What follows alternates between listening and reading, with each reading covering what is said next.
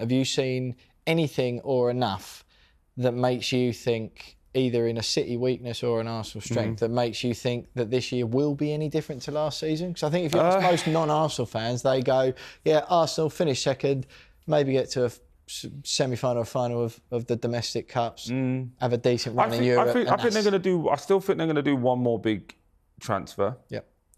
The problem you have to remember is balancing the books, right? So if they want to go and get a Ivan Toney and Osman, whoever, a striker that scores you these goals, they're going to have to sell someone. They've got rid of Smith Rowe.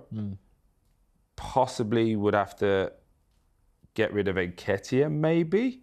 Maybe I would still keep it, but there'll be a lot. When I looked at remember they played Bayern in the semi-final? I looked at their bench and went, oh, I don't like that. Yeah. El Neni, Reece Nelson, Nketiah to a degree, where they were good for Arsenal. And remember, they got rid of Xhaka because they felt that they'd gone past that. Look at where he went on to do. But I'm saying Xhaka's better than all of those guys. Yep. So when you look at the benches and semi-finals or the later games, you need to change things, whether it be to see the game out or to go and win the game. I just don't think they have that quality now at that final bit. Because you're talking about 0.5%, by the way, to get you over these big teams and these big hurdles. So I think they would have to clear some of those out, put some young players in, kind of like what City do on the bench, like their Oscar Bobs and people like that. But then go and get 3 quality players that move your starters to your bench. So then when you make changes, like Trossard, when you look at Trossard, you go, he's going to impact a game because he scores. Or if Trossard starts, Martinelli's going to come because he'll score or create something.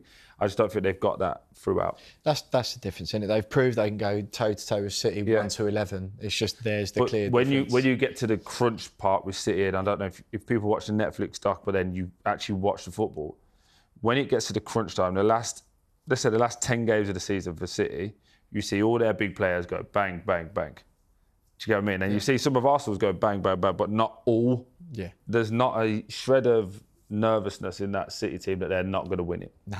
Do you know what I mean? It's like, right, here we go, let's get after it. And I think I think to beat City, you have to have complete confidence in your full bench and your full squad that you're going to get through it. And remember, Arsenal didn't have any injuries last year. Yeah, no, exactly. I think it's just as likely they stay the same or go down as it is that they get rid of City. It's a huge thing to move City off their perch. Of course it is. And you also have to remember as well, like, we're in a finite position now, aren't we? Like, Arsenal have done wonderful, Arteta's done wonderful to change the way that club was in 3 years. It's huge. Transformed them. Of course it has. And now we're talking about the smaller, minute details as opposed to the big issues that they once had.